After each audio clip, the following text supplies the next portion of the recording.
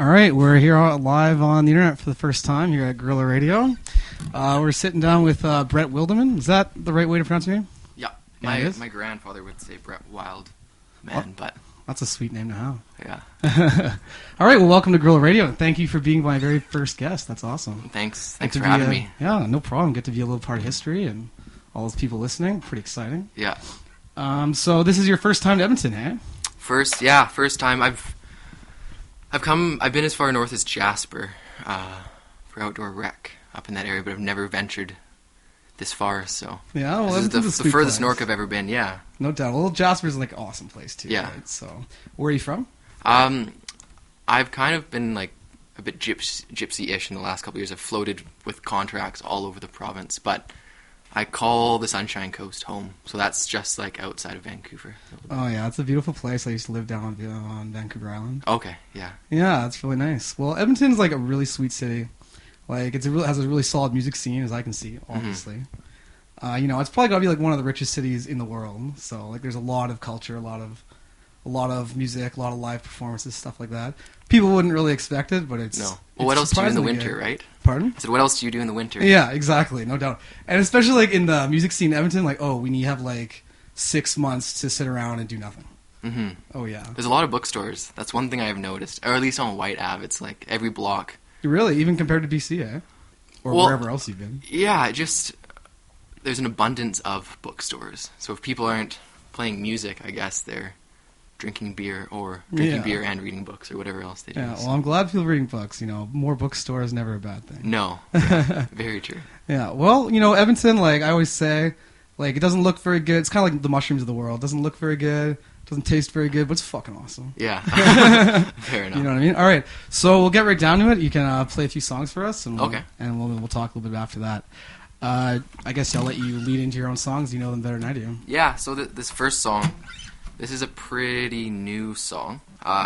It is called Foreign Affairs. And it's just about the Northern Gate Pipeline in particular, but... Oh yeah, we know about that here at Guerrilla Radio. Yeah, and it's really just my take on the importance of local and regional consultation on things that impact the people that live in those areas. Awesome. So if the people don't want it there, then why are we going to do it, Well, there's a lot of people that do want it there. All right, take it away.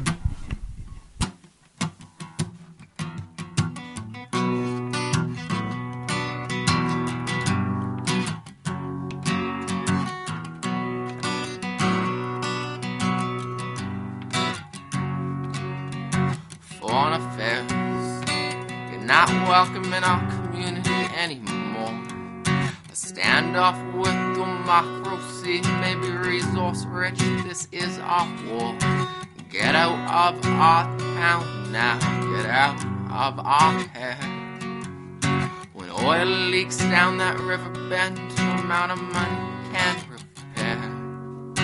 Mother Earth, please come and stand with us. Your sons and daughters and families are fighting for your wealth. They warn in the desert, organize it on the coast. Taken to the streets of those cities, vocalizing our common voice. Mr. Harper, hope you're listening. To all of your citizens, we did not vote for you.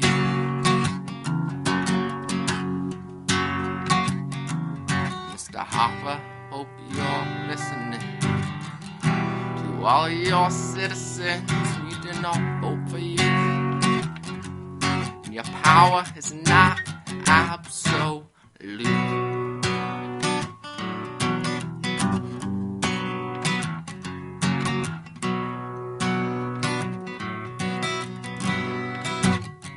Let's talk about this problem, the one we have got on hand. The dependence is so deep, the system must reprimand. The crooks and the thieves profit off the way we live. A green future's a clean future, the rest is all pretend. Mr. Harper, hope you're listening. To all your citizens, we did not vote for you.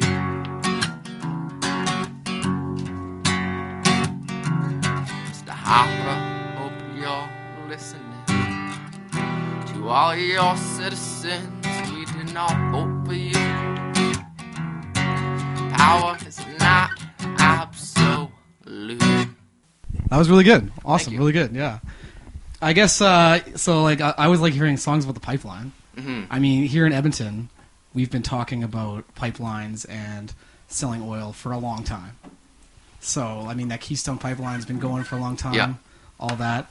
I guess you guys in BC with this Northern Gateline pipeline, like, welcome to it, hey? Mm-hmm. Like now it's a big deal. Well, yeah. I mean, I grew up on the South Coast, so even me living down there, it's like if a huge catastrophe was gonna happen, you know, fishing, opportunities, whether it's traditional fishing or recreational fishing, tourism, like, I mean, those areas boom in the summer with the tourism, right? And it's like so dependent upon the natural beauty for real. of, I mean, the Great Barrier Reef and that whole coastline. So it would just be, it's sad when the people who are potentially affected. I mean, we all use oil. It's a fact of life, you know. I mean, in my opinion, I think we should be focusing on some alternatives, maybe a little bit more than we are.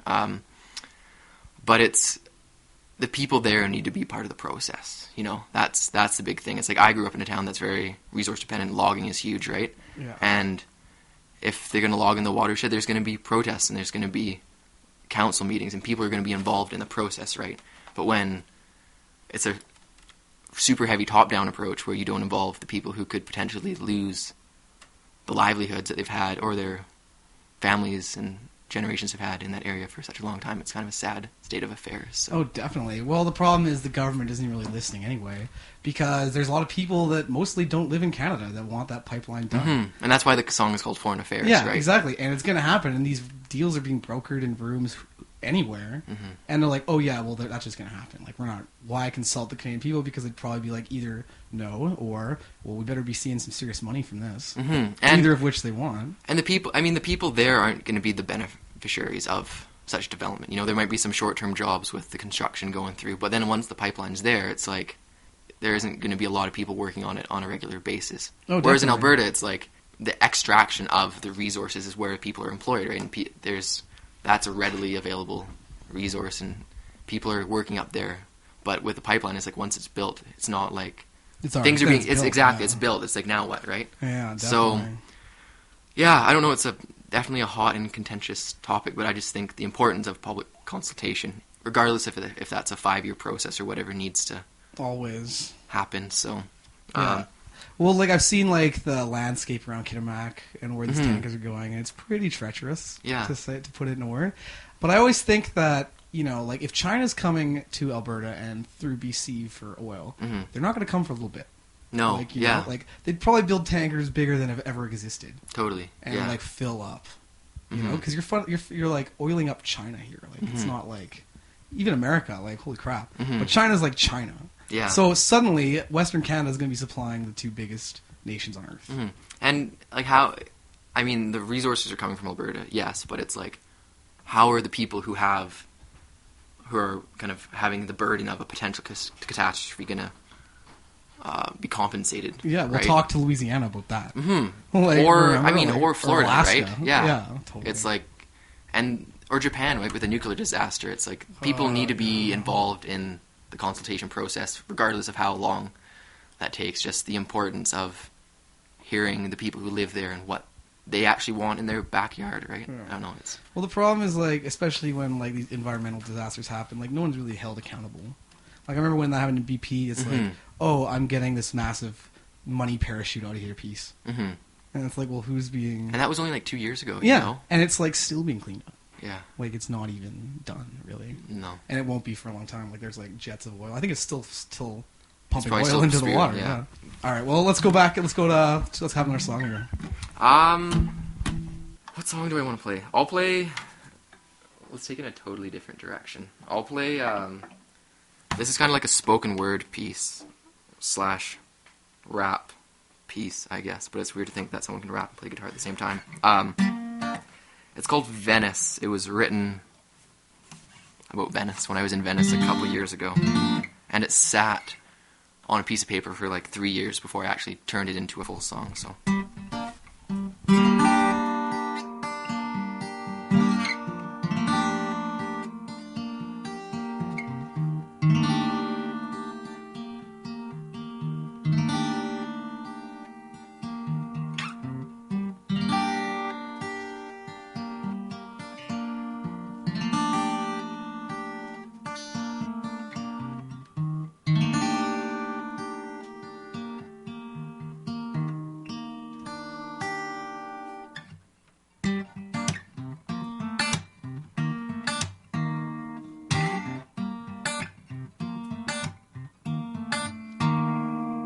I'm sitting writing these letters on the brown sheets that I sit as gondolas. Basically, I could color the waters can only fit and split the society as fine wine. Reds are sipped and rocks are skipped and lovers float and drift as I sift through these thoughts that ought to be caught with divine preparation.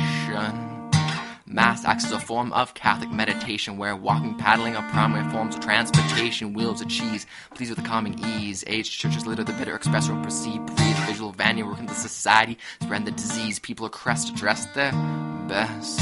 Sink or swim when dressing to impress. Who is there to impress when it's yourself you detest? Who is there to impress when your sum is greater than the rest? You against the world from birth to death. Venice, where do you go at night? Where do you close your eyes? Where do you go at sunrise? Let's take it back to the painting of this cultural mosaic, half by their tongues, instead of actually saying it. A city aged to perfection, there's no need for a facelift. Loves that acting ways they regard as shameless, everyone hate it. It's people they cruise by at pride wide open your mind. Come on inside, there's no need to hide from that gondola cab ride. So hand me that tawdry jersey, try this one on for size, cause every breath creates history and every death causes misery. With my life on my back to the society simply, every city I visit seems to steal a piece of me. And like the western rat, I like to leave peacefully. So flee with me to this land you cannot communicate verbally, because half the adventure does not occur outside but internally. So open your mind, a little bit of heart and soul to Italy's daughter can transform a pot to a whole, giving you more than you initially bargained for. The people of Venice, so they reap what they sow. Artistic minds are wandering where canals don't go. Not bought or sold, coated in gold. Never looking to guns for their wealth to unfold. Instead they look to the church for the now and the no. Like them, I project myself and my soul into this piece of metal. It's the mic that I hold. Venice, where do you go at night? Where do you close your eyes? Where do you hide at sunrise? Venice, where do you go at night? Where do you close your eyes? Where do you hide at sunrise?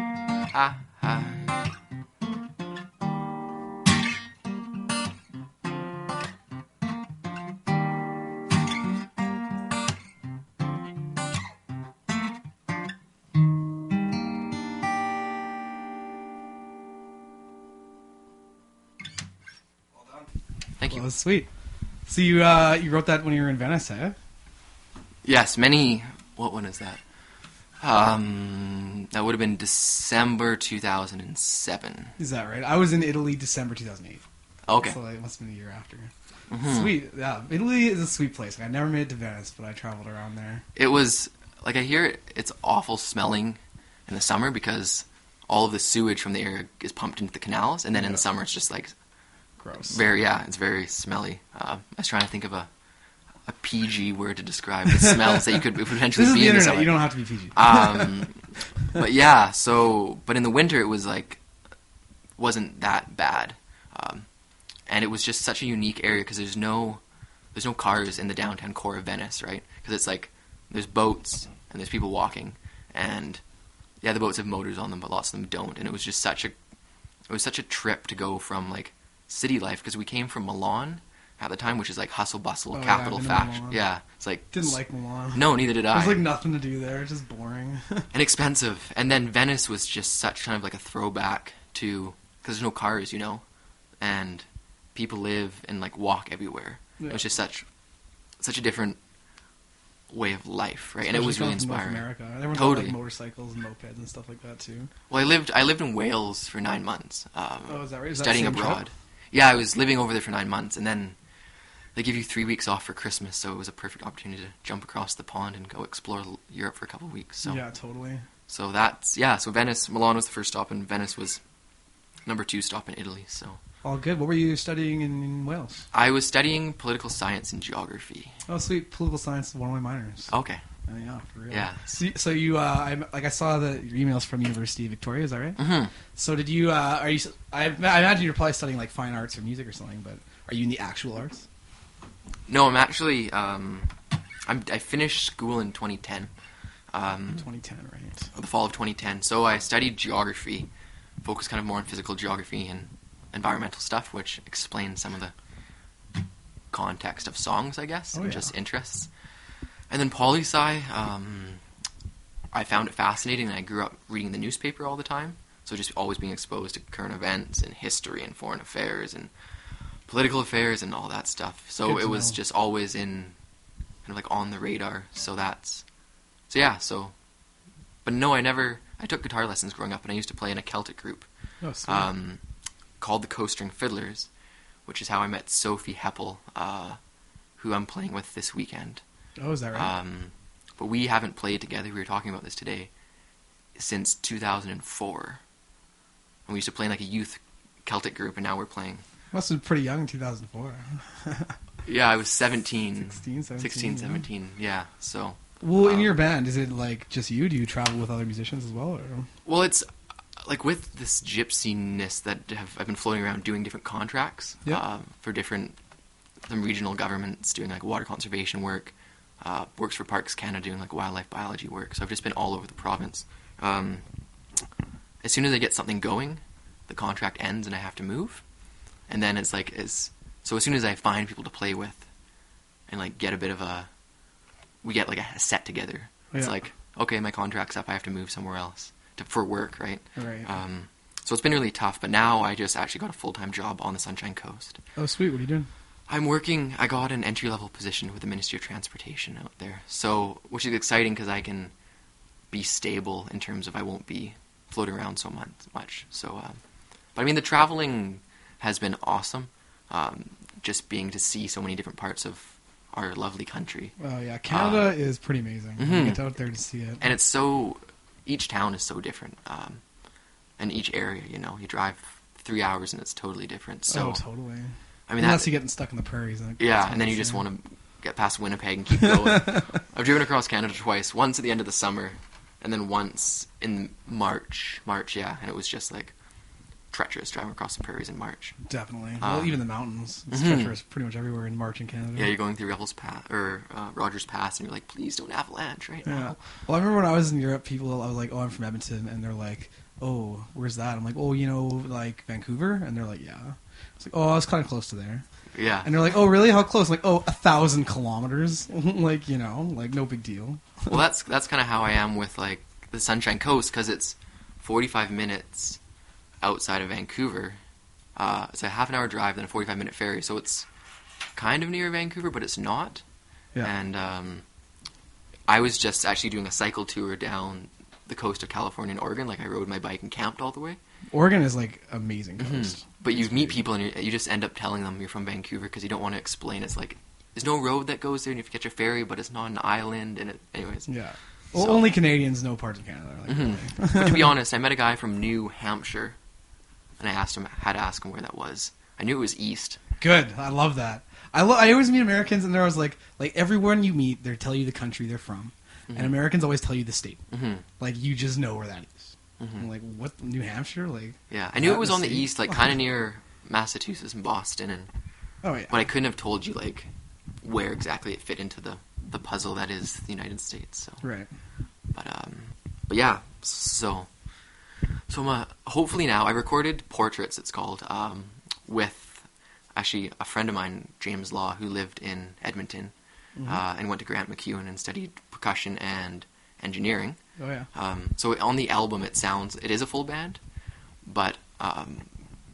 it was just like a full band in the studio.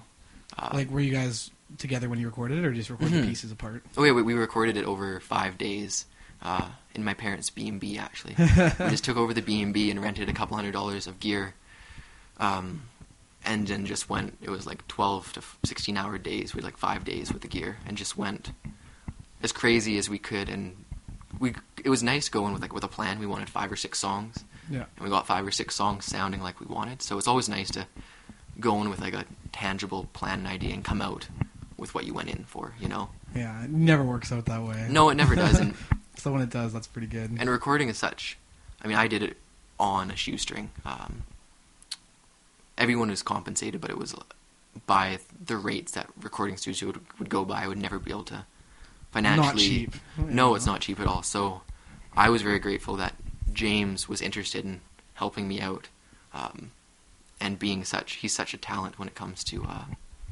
He played in a band called Law and Order, which was they did a lot of like old. Interesting band name. Yeah, well, his last name's Law, so it was kind of funny. But they did a lot of like rock and roll covers in Edmonton for a lot of years, and it was just he can play anything, and he knows all about the equipment and like recording techniques. So he was such an asset, and he's been a friend for years. So it was very comfortable. Well, we're all in this together, you know? Yeah, totally. It's a community for sure. Exactly, and yeah, it was just me and a bunch of friends that I grew up with, and it was frantic at times, but it was calm at the same time, if you know what I mean. Like, Yeah. It was no pressure. We had couches and we hung out and drank tea and had coffee and went for beach walks if we couldn't get something right in the first couple takes, and it's a very like organic process. So. Yeah, awesome. That sounds great. Mm-hmm. It was. Well, you got another song? Yeah, I'll play another one.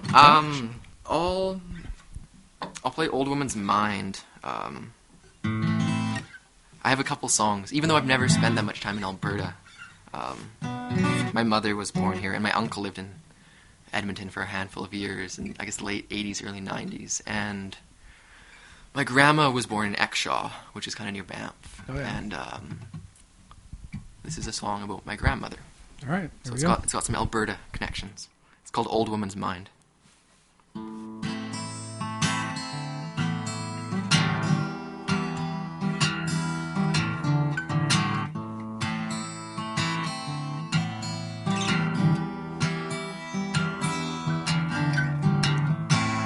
Where does time go in this world?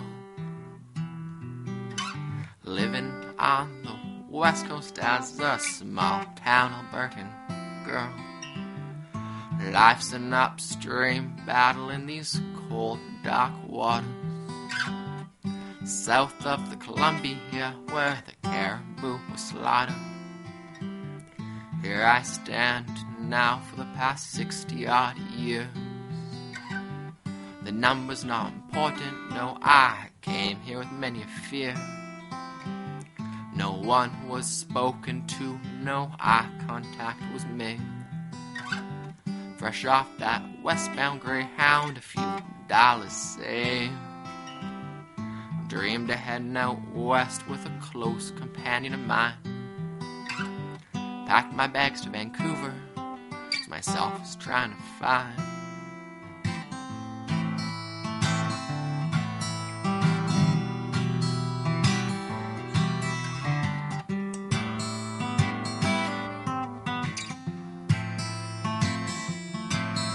The snow dust circles, the memories are linked. Wandered down that vineyard path of fate. So take my hand, let's walk with ease. I'll do the same tomorrow, whatever I may please.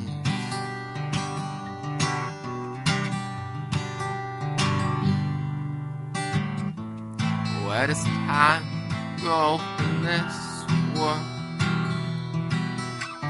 Living on the west coast as a small town Albertan girl. Substance, there's no substance in life, is everything. Eating food for substance, the preservative will make me last. Smoke in the air it comes and it never seems to clear. While my family come and go, always seemingly to disappear. These people they come, never knowing what they want. Pill pockets are stacking up, creating shadows that do harm. Here I sit now in this rocking chair I do rock, staring out this 4th floor apartment. It's the grandfather clock.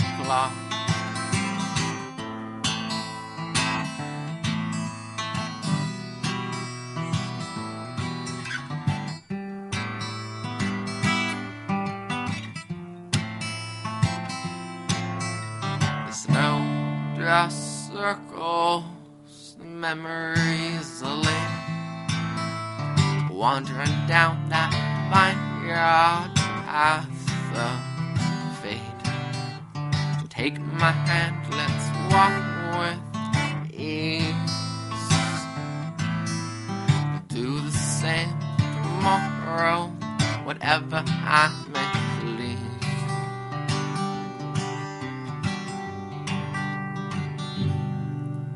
My old woman's mind, it's got me lost, and I'm searching for time. My old woman's mind, it's got me lost, and I'm searching for time. My old woman's mind, it's got me lost, and I'm searching for time. My old woman's mind, it's got me lost, and I'm searching for time. My old woman's mind, it's got me lost, and I'm searching for time.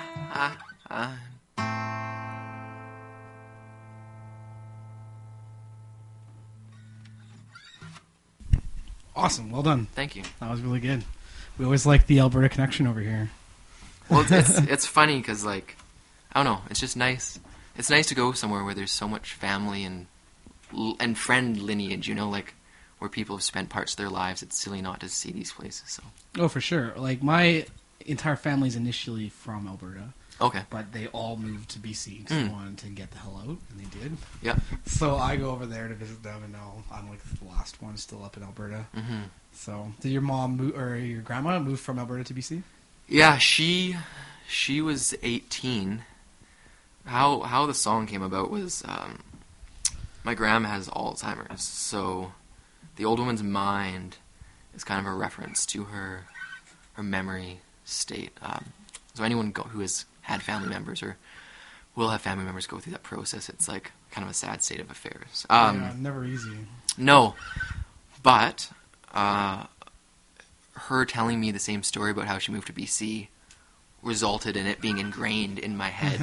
Heard it 100 times? Yeah, or probably more than that. So it was like a couple month period when I was spending a lot of time visiting her, and she kept on telling me the story about how she was 18 and she got on the bus, and she was living in Banff at this time, and went out to Vancouver and had like a family member who actually lives in Calgary now, who was living in Vancouver, and they moved into their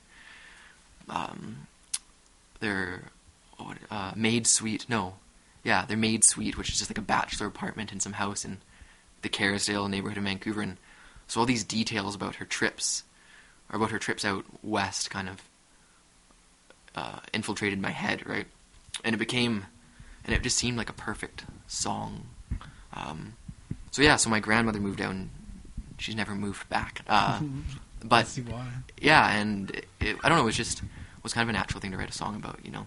Yeah, well, I mean, music is always based on personal experience, or usually is. And like some people write songs and they have no connection to them, but I just find that I would never personally be able to do that. Yeah, well, songs have a much more personal touch if they mean something to you. Mm-hmm. Like I was reading your blog and your website, and it says Mm-hmm. that you draw all your experience, all your songs from personal life experience. Yeah, or I mean, it doesn't have to be me directly per se. Like, I mean, I'm not an old woman who moved to BC.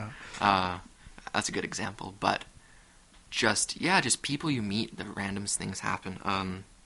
Like I was down when I was cycle touring down in the States, there was this place in Bandon, Oregon, called Harlem Hill. Mm-hmm. And everywhere you went in the town, there was tsunami lines. There was like a tsunami warning, kind of like on Vancouver Island. If you're below a certain level, they say that if a tsunami happens, you have to get to higher ground, right? Oh, yeah? And Harlem is just like, I just always imagine either the Harlem Globetrotters or like the ghetto, you know? But it was like this quaint little town, and they had a Harlem Hill. And it resulted in me writing a song called Coos Country, which I would love to play, but I wrote it on a ukulele. So I haven't transposed it to guitar form yet. But it doesn't have to. It can be like personal experiences with people, or things people say or don't say, or things you see. I don't know. It's just, I don't know. Maybe you never know who's gonna inspire or like make you want to write a song about a certain thing. Or Just gotta be open to it. Yeah, and I think that's the hardest thing for people sometimes, is just being open to potential inspirations. Like you find them in the oddest times and areas, you know. Yeah, that's life. That's how it goes. Maybe I'll write a song about you guys. Who knows? Yeah, please do. That'd be awesome. We'll play it all the time. I'll call it the Guerrilla song or something. Yeah, we'd appreciate that. We'll take it. So you're in Edmonton. I imagine you're doing a set while you're here. I am. Shows? Yeah, I'm. It's kind of exciting because I'm playing with the headlining group is called F&M, mm-hmm. which seem to have everywhere I go, and I tell people I'm playing music. They ask who you're playing with, and I say, I'm playing the middle set between F&M, which are I think they're playing as a duet that night. So it sounds like they have a pretty heavy following in Edmonton, which is great. And a band called Guerrilla, which I believe they had a different name and they just recently changed it. And we're playing at the Root Cellar on Saturday night. And it's a house concert series, so if you're wandering around a residential area looking for some big, prolific venue, you're probably in the right neighborhood. You just need to look for the right address. Is it in a house? Is that where you're playing? Mm-hmm. Like, it's kind of a beautiful thing, house concert series, is like people come to listen to music.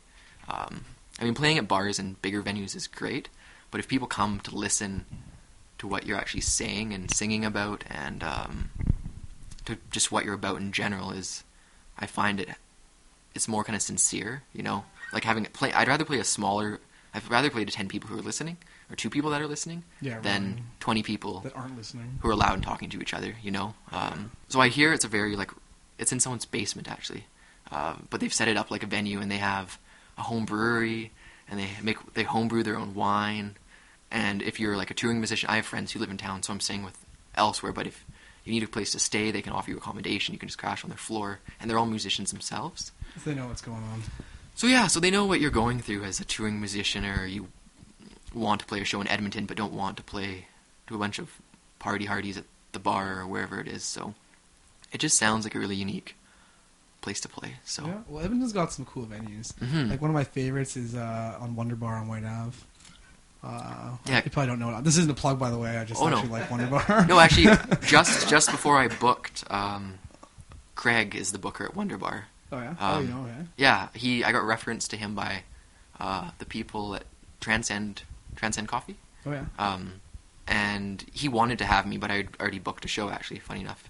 So I need to actually go drop him a CD off when I'm done here. Check it out. Like I go there a lot, and there's always like these buses of guys just like touring across the country. And then they're like stopping at this venue, and it's like so tiny. Is it totally like a hole in the wall? It's like you have to know it's there basically, otherwise you're not even going to know about it. Mm-hmm. But that's cool because it brings out the people that are there for that very reason. Exactly. And you know, it's like sometimes a cover or whatever, but like you legitimately stand right next to the drummers, right next to the band. Well, it's so much fun. It's so personal. Like that's what I really like about it. And it's so much from a performer's stance. I'd much rather play in a small, crowded room than an empty room with even the same amount of people. Yeah, for sure. You know, it's like people are squished against your face right at the front, and it's a beautiful thing. You can all sweat together, right? Well, yeah, exactly. Well, the worst thing with music I find is when you go to those big venues and then there's like these barricades with like security guards like holding you back, and you have to like it totally takes out the whole ambience of the show. Yeah, I saw Neil Young actually in Calgary 2 years ago. Oh, yeah? At a fair, it wasn't like he could fill an arena, you know, like Definitely. Neil could. It's Neil Young. Yeah, and he's like pushing 70 almost now. He's like in his late 60s. No doubt. And he played. It was a big venue, like a huge venue at the State, at the theater down there or whatever it's called. Yeah, it's a theater, but it was so much more intimate and real than seeing him at like a big arena, you know. So it's obvious that some artists prefer to play smaller, more intimate venues than giant arenas. Oh yeah, I think the artists would always, I imagine, would always want a few people there listening, you know, and there for the song, there for the music, than rather whatever. But I guess like the big venues, like everyone's there for that anyway. So yeah, but that's like Pink Floyd wrote The Wall about that huge separation of like playing in front of massive audiences and how there's such a disconnect between the artists and the musicians. And I always find like if you're playing a small venue, you're much more connected to them. Like you could actually talk to them after, or totally buy them a drink or whatever. Yeah. You know, and then like as you get bigger and bigger, it kind of separates yourself, and that takes it out of the music. And Keith Richards' autobiography, which is really tough to read, like the first 100 pages, because it makes no sense. Yeah. Because Right, it's just I was all like at the show, right? And I was like, yeah, well, it's just all. I mean, it makes sense if you've seen an interview with him, right? You're like, okay, I understand why it's written like this. But it was really interesting because they started. I mean, the Stones are huge, right? But they started out as like a grimy little blues band, playing these little hole in the walls. yeah, And he said sometimes when you go to play like big arenas or outdoor venues, you do your sound check and you have your sounds right. But then when you put like a couple thousand people in the room, it changes everything. Yeah. And he says he was so worried about coming up on stage and just hitting that first chord and it just like falling flat, you know, because you don't know, like sound disappears into the air, right? It just like dissipates. And all those bodies are just going to absorb it, right? And he said it was always his biggest worry playing the big venues is you get up there and everyone's screaming and like going crazy, and then you hit that first chord and it's just like boom, and then you're like, now what, you know? Like you can't do sound check again when there's a couple thousand people. Rolling Stones, you can like play it off, I'm sure. Yeah, oh yeah. But whatever. But everyone's goal, I mean, the progression is like bigger and bigger venues, but you never really think about that as the downside of playing bigger venues, you know? Yeah, definitely. Like everyone wants to be there, Mm-hmm. play the huge venue. But I think it's one of those things that when you imagine it as outside of it, it seems like this huge, like, holy grail of performances, and then when you're actually doing it, maybe not, right? Yeah, I don't know. I mean, music has just really been serious for me in the last, like, year and a half. I've really been pushing it. So any show is a good show, you know, like, yeah. Every sets of ears is a new ear. Which is kind of scary coming to Edmonton and playing a gig, because it's like I know a handful of people here. It's all new. But everything's new, you know. But it's at the same time, it's amazing because the Root Cellar, to plug them, they put me in between two local bands, right? So I feel very blessed to have a band that has some pull, F&M, and then have another band, Guerrilla, playing. So I don't know, it just seems like a very well orchestrated evening, even though that evening hasn't happened yet, but it seems like the pre-planning has been very done very correctly. Yeah. So. Well, I always find like the best thing with music is when you're new into a career, everyone just wants people to hear their music. Like, that's what it's about. Like you'd never hear like an independent musician bitching about people, oh, they're downloading my music. Like good. Like, you know, like that's awesome. Well, that's when I was in the States.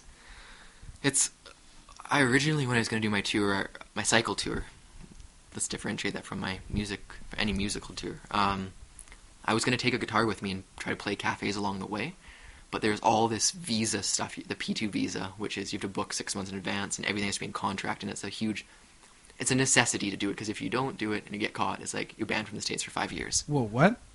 Yeah, like you can't. If you're a musician traveling in the States, you can't perform? No, not traveling, performing. So you can't perform in the United States without a special visa? Legally. Really? And everything needs to be in writing, and you can't add any shows. Legally, you're not supposed to add any shows after your visa application's been put in. It has to be, and it's like $500 to apply. No way, I didn't know But that. for Americans, it's really easy to come up here. Is Canada? I imagine. I guess it's not the same. No, it's totally different. Like I was just at a touring conference through Music BC in Vancouver, and it was really interesting because they had an artist, a tour booker, an event organizer, and a promoter, all on a panel. So you kind of got like the full array of opinions and insights into the booking process.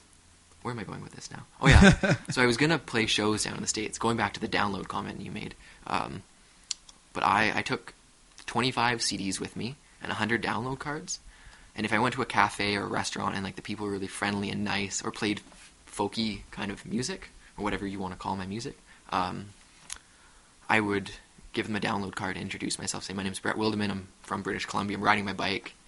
Like, I play folk music back home, like, feel free to check it out. You know, play it in the cafe if you want. And if people like it, here's a couple download cards for your partons. Yeah, exactly. Because it costs me money to print cards, and it costs me money to record, and it costs me money to do anything. But right now, it's more just about exposing people to the tunes, you know.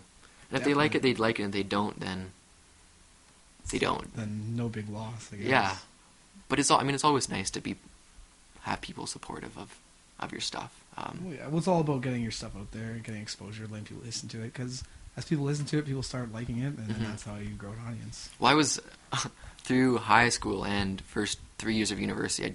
Last year of high school, and then all my university career, really, I didn't play at all, and people called me a closet guitar player because no one knew that I played. And then it just came to a point where I actually had an injury. I hurt myself doing a sport and couldn't do any sports or physical activity. And then I spent $200. That's how I recorded one man, one voice, two hands. Is like, I couldn't do anything else, and I had a guitar. And I spent $200 on recording equipment and started experimenting with vocal techniques and forced myself to start playing guitar again. So, yeah. But at that point, it was just like, let's get all this stuff out, and if people like it, they like it. If they pass on it, they pass on it. You know, you can't. Well, when you started out, how did you find the success, or did you just keep pushing through and get some gigs? Yeah, like the first, I spent $200 on gear, and then recorded and mixed it all myself, which was, let's be honest, it was subpar. And I'm not happy with Humble it now. beginnings. Yeah, oh yeah, totally. But that's how everything starts, right? And no doubt. like do it yourself. And then, like, I think like 30 people downloaded it. But like I was saying before, 30 people is 30 people that never heard that before, right? So that's how it started, and then wrote some new songs and get some new stuff and started playing with more people and just keep pushing. Like, if I don't enjoy doing it, I'm going to stop playing music. Like, that's the fact. But You gotta love it. yeah, and it's amazing because I haven't seen Sophie. I've seen her like one day in the one day a year probably in the last couple of years. Like the girl or the woman I'm playing with, Oh wow. who plays with Third Branch, as well as Dead Red Pine in Edmonton, and it's just so good to play with someone who's like excited to play music with new people, because we've known each other for such a long time but have never, two of us just sat down and like hashed out songs, you know, and like hashed out new parts. So even the recording process was one thing, but now it's like she comes to me and she has a mandolin she wants to play and a violin. So we're like, okay, let's figure out some different parts we can throw in there. And then just singing with someone else, I don't know, it's just, music is such a beautiful thing. It is a beautiful thing, no doubt. So yeah, it's great to be in Edmonton.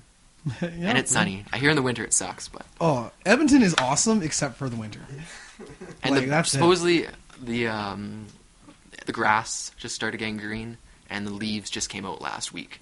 So I feel like I rolled into town at like peak time, you know. Well, it's like as a sociological thing, it's so funny in Edmonton. I mean, like everyone's like, as soon as it's like a nice day, everyone's like so happy, like t-shirts and shorts, barbecues now, we're gonna go party, like patio right now. Well, that's what I hear is like the patios just pop in the summer because totally, because like you only have so much people time. or have to be. I mean, because of the weather, it's like they're stuck inside all winter. Yeah. And then as soon as the sun comes out and it's like we can sit outside. No, yeah. Well, you like totally don't take it for granted at all. Yeah. Like I always feel bad for people in Southern California. It's like, oh, it's perfect today. It's perfect yesterday. It's probably gonna be perfect tomorrow. Yeah. Guess I'll do a bunch of coke or whatever. Well, like, you know. Along my trip, I like riding down the coast. It was California was like the holy grail because in your mind you have like it's gonna be beautiful sunshine and beautiful beaches, and yeah, it was really cracked out to what it was supposed to be. But I mean, they're hurting economically, but it was just, it's like, let's get to California so it's sunny, you know? Yeah. Because in Oregon it was just like wet. Yeah, totally. There's no fun riding your bike all day in the rain, and then camping in the rain, and then waking up, packing up wet camping stuff in the rain, and then getting on your bike again in the rain, you know? Well, like, honestly, like, it gets cold here, but it's, like, dry all year round, right? And it's bright, I also heard. Sunny and dry, which is, like, I like that about Mhm. it. I mean, I hate the cold, but I like that. Because living in, like, rain and no sunshine all the time, that would almost be as bad. Like, That's you what know I mean? Vancouver's, That's Yeah. what Vancouver's like. Like, I don't know if it is as bad, but it's almost as bad. You just have to adjust you just have to make the most of wherever you are. That's what I found just living all over the province. Like, I lived just on the other side of the Rockies in a town called Radium. It's like near Invermere. I know Radium. Sure. It's like a town of 500 people, you know. But it was one of the best summers I've ever had. It's because you take advantage of what you have there. And in the winter, it's like there's amazing skiing and snowboarding and backcountry this and backcountry that. And it's just like you do what you can do, and it's just all about making the most of wherever you are. So. Well, interior BC is like one of the most beautiful places I've ever Mhm. seen. I mean, and there's so much to do and so many cool people. I mean, it's hard to live there because you might not get a job. Mhm. But, I mean, if you can, it's a great place. Mhm. I wish I lived in Kelowna or something, but Yeah. that's the way it goes. Yeah. It's Yep. never too late. Well, it is not well.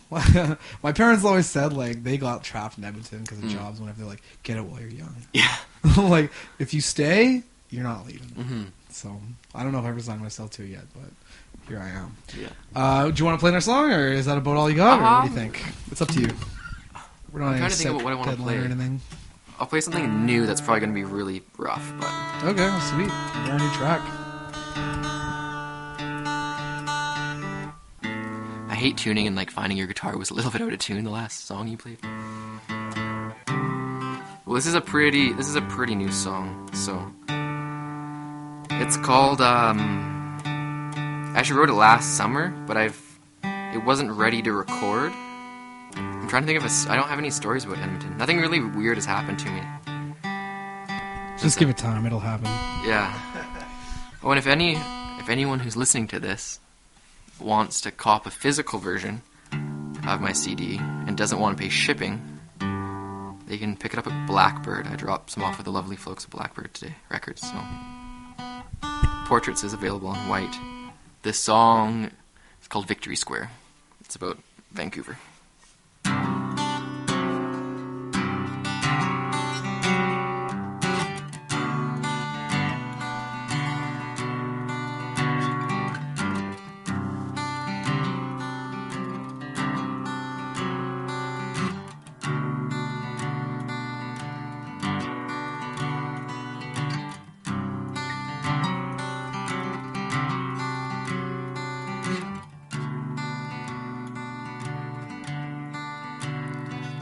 Each morning begins like the earliest of days.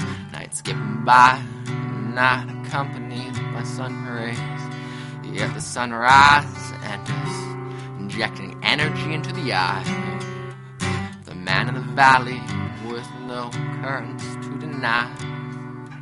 The flight of dawn, the death of night. Wind spreads dust and hands they write.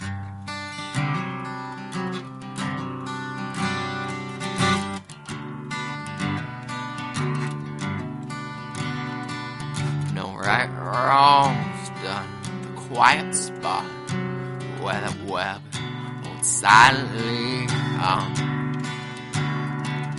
Of the rack at the back of the chopping block at your local butcher shop. The rack at the back of your chopping block at your local butcher shop. The rack at the back of the chopping block at your local butcher shop. The rack at the back of the chopping block at your local butcher shop, never knowing when to stop.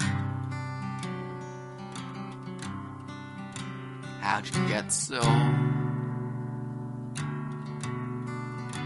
How'd you get so? How'd you get so? How'd you get so high? How'd you get so low?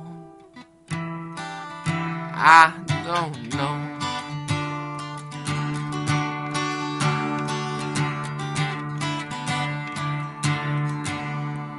How'd you get so high?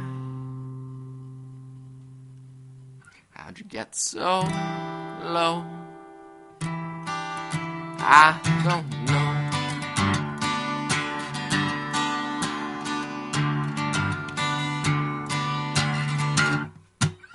Are you lost? Do you need a hand? Monetary emotions got your world spinning, and it's making it difficult to stand. The streets are stripped for what they're worth, domesticated wreckage and scorched earth. The shadow of a W casts over that church on the hill. See, the plain mills have no value in this world of marble top counter sills. Comes the day when the roads will get paved and the water rolls down that hill. And the city will ride it if it's 1887, hurting out of their own will. How'd you get so? How'd you get so? How'd you get so? How'd you get so high, so low? I don't know.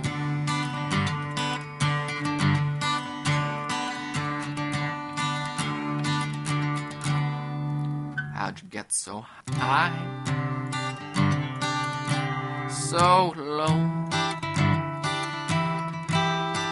I don't know.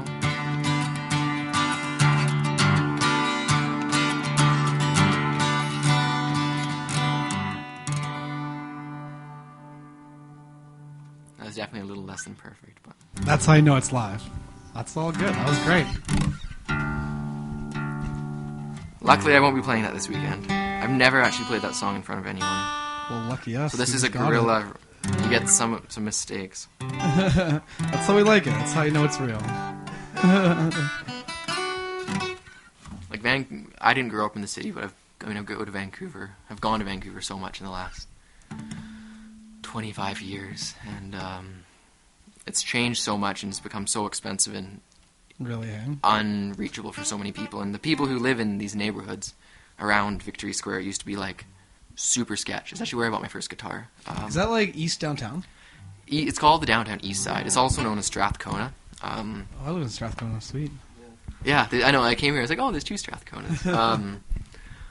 But yeah, just the people have been pushed so far east, further out of the city, and it's like the area's been like non-profit groups get kicked out for safety reasons supposedly, and it's just a lot of the area that was affordable for these groups and people who don't make a lot of money have been forced out. So, and it's their community, or was. But now they're not there because they've sadly been pushed out. So Yeah, it's like during the Olympics they like bust people out of the city. Mm-hmm. So I actually sat in Victory Square, which is at the corner of Cambie and Hastings. Right near the Cambie Hostel. Mm-hmm. Yeah, I used and to know that, so. yeah, and it used to be like a really sketchy neighborhood, like really, really sketchy, but everyone's been pushed further east now. But I remember as a kid going down there, it was like scary business, But I sat in Victory Square and wrote one verse 1 month, and then like 4 months later I came back and wrote the second verse. So, and I hit a few wrong chords along the way, but it was pretty close. no, bad note. Any bad notes are bad notes. I guess I can just say I play jazz, right? Oh yeah, is that No, bad notes. I don't know. Jazz players just sometimes play the craziest notes. You're like, that doesn't really work, but it kind of does. Well, yeah, that's like the key of jazz is like to play notes out of key that somehow work with song. Mm-hmm. That's when you're good. Yeah, how did you have you always played folk music, or do you work your way into it? Well, I've been writing poetry like 10 years, maybe something like that. Let's say 10 years. That's a good number. But I never really wrote chord progressions. And, like, I've only really been singing, if you want to call this singing, like, the last year. So, and I mean, vocal training is something I really want. It's like the next focus, you know, like, I'm happy where my guitar playing is right now, but I'd like if I was to invest in musical training, I think vocal training is kind of going to be where my money... easy. Singing is not easy. No. And you see, I mean, there's so many amazing singers, and some people it just comes to them naturally. So my songs, some of the songs are old, you know, like Venice, for instance. Like, I wrote that. I mean, that's more of a rap, but I used to just, like, spoken word over guitar. It's like creating your own beat, essentially, right? But now, singing has kind of opened up all these different doors and avenues, and being able to explore your voice. So, well, that's like the original instrument, right? You can add so much to anything with your voice, and like especially like your first song, you can really get ideas out there and you know, talk about important issues or whatever. I mean, just having lyrics adds such another layer to music, and then to have them good just makes it's that much better. Yeah, and I definitely invest a lot of time in lyrics. Like, I like to do it in one sit. Like, sometimes songs come to you in one sit. Sometimes it takes a long time, you know. Well, like, I've never had cookie cutter. I've never had a cookie cutter technique. And you can, like, insert, like, nonsenseless songs or just talk about, like, basic whatever. And I mean, that works. A lot of people get famous off that, but yeah, I mean, having that substance really adds to it too. Yeah, and like that personal touch. Well, yeah, I mean, I have to write, or I have found so far that writing things that either I go through or other people go through that I know provides kind of lyrical ammunition, which results in songs eventually. So definitely. But yeah. Well, that puts us at about an hour. Okay. So I guess we'll probably wrap it up around here. Thank you so much. Do you want to do another like plug for your show? Yeah, May 19th, this Saturday. This Saturday, May 19th. Saturday. At the Root Cellar. It's a house concert show with Guerrilla and F&M. It's $10 at the door, but you get a free drink, and they have non-alcoholic drinks if you don't like beer or wine, and it's all ages, so you can bring your children and your grandmothers. Awesome. And yeah, check out Facebook just Google the Root Cellar, and all the address and contact info is there if you have any other questions. Awesome. And where is the Root Cellar? Do you know? The address. You know what? Edmonton, just everything's so numbery. Yeah, it is all numbers, which is good if you live here. You can find everything. I've become accustomed to it, but I'm not 100%. I couldn't give you the exact locale. I know I felt foolish not having that written down when I was coming here. But if you're wandering around a residential area, you are probably in the right. There's lots of residential areas around here. Well, I'll put it up on the website. Or on that'd whatever, be great. And that'll be all good. So thanks, Brett. That was my first interview. I think it was great. Yeah, thanks a lot for having me. Thank you so much for coming down. It really got the ball moving. Going here. And I wish you guys the best with your big launch. Thanks. Give me your CD and I'll load it up and play it for you. Yeah, for sure. Awesome. Also want to thank Zach Zelke, my sound guy. Thanks a lot, Zach. No problem. Yeah, that was Zach. Great. Thank you very much. And thank you all you guys listening. That was a lot of fun. And we'll hopefully get it going maybe once a week or once every 2 weeks or something like that. Good luck with your show. Thank you very much. And yeah, I wish you the best. Thank you very much.